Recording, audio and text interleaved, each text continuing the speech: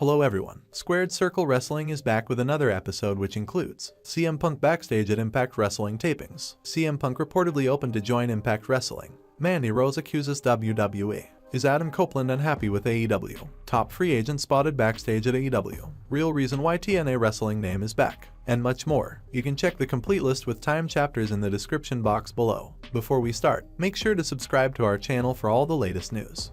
Our top story for today looks at CM Punk backstage at Impact Wrestling tapings. Impact Wrestling made headlines at Bound for Glory with the shocking announcement that they are going back to the TNA name starting in January. It wasn't the only news coming out of the weekend for the promotion, as former AEW star CM Punk was spotted backstage at the Impact Wrestling's tapings on Sunday. House of Wrestling has provided a complete report of Punk's backstage visit at Impact. It was reported Punk was at the TV tapings on the Sunday night, which were also in his hometown. It's not a huge surprise, as Punk's close friend and former co-worker in AEW, Ace Steel, just started as a producer on a tryout basis for Impact. Punk wasn't there for Bound for Glory, as he was seen at the Chicago Blackhawks home opener, but he was spotted backstage at the TV tapings to support his friend, though it's said he didn't get to spend much time with him. House of Wrestling added, "We are told that the Second City Savior showed up just before the tapings began, around 6:30 p.m. CST, and was taken to the locker room area. While backstage, we are told Punk was talking with anyone who wanted to get some time with him, including key Impact talent that he spoke to throughout the taping.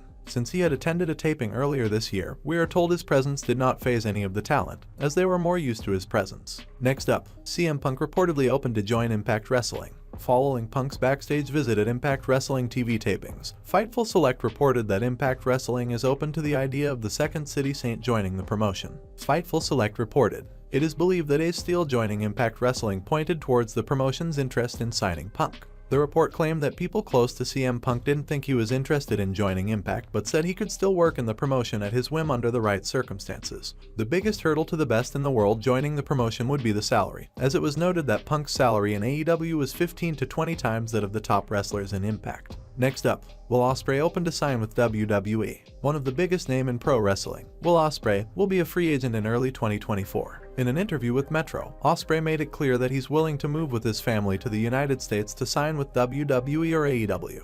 He said, "Someone like Adam Copeland or Bryan Danielson comes in, and suddenly I'm tagged in everyone's damn tweets being like, 'The dream match is with Ospreay.' It's a pat on the back for me and I'm eternally grateful for it." Ospreay also mentioned a recent comment by WWE World Heavyweight Champion Seth Rollins claiming to be the best in the world, which is something that Ospreay clearly disputes. "But now it's time for me to really gauge and see what's out there. So the Seth thing does intrigue me quite a lot. I heard him say in a promo, his 100% is the best in the world. My 50% is the best in the world. So if you actually got me at 100%, I think you'd drown in these waters, mate."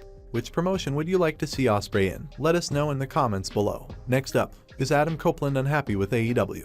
It was suggested earlier in the week that there was some backstage heat between Adam Copeland and Ricky Starks, following a promo interaction on last week's Collision where the pair seemed to throw some shoot insults at each other. Many fans felt as though the pair looked genuinely riled up, leading to some issues behind the scenes. A report from Fightful Select has debunked these rumors, stating that things are completely fine between Copeland and Starks. It was noted, those that we've spoken to said there didn't appear to be any heat backstage, and that generally speaking Adam Copeland does not get rattled by promos like that, but writes his own material and has since the WWE days. In the moment, it was said he was just trying to give back what was given to him. Ricky Starks also wasn't upset backstage about the promo, and we're told that the content in which Copeland said wasn't anything he hasn't heard before. Next up, top free agent spotted backstage at AEW. According to the Wrestling Observer's Dave Meltzer, free agent Sami Callihan was backstage at the AEW Collision taping in Memphis on Saturday. Callihan recently parted ways with Impact Wrestling after his contract expired at the end of September. Callihan has also had a past partnership with AEW's Jon Moxley from 2009 to 2011.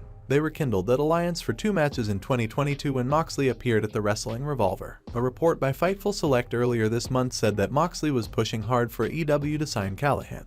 Would you like to see Sami Callihan in AEW? Let us know in the comments below. Next up, where does CM Punk and WWE stand as of now? There has been a lot of speculation about Punk potentially returning to WWE at Survivor Series in Chicago next month, but WWE are said to have rejected the chance to bring Punk back. Now, Ringside News exclusively reported that WWE has dismissed any claims of CM Punk signing with the company as completely false. It was stated, as of October 24th, the internal consensus is that there have been no discussions or negotiations between WWE and CM Punk regarding a potential comeback.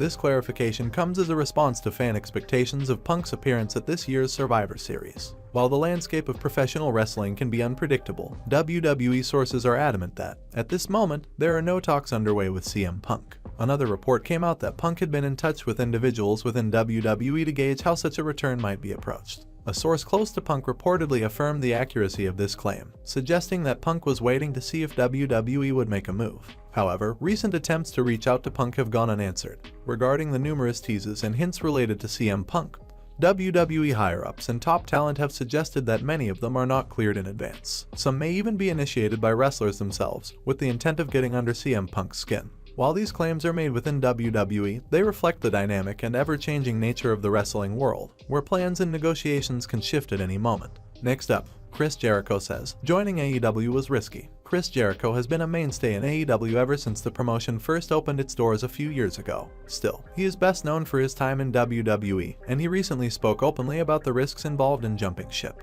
During an appearance on the Allison Hagendorf show, the 8-times world champion was asked about the biggest risk he has taken in his life. He said, probably leaving WWE to go with AEW. We didn't even have TV at the time.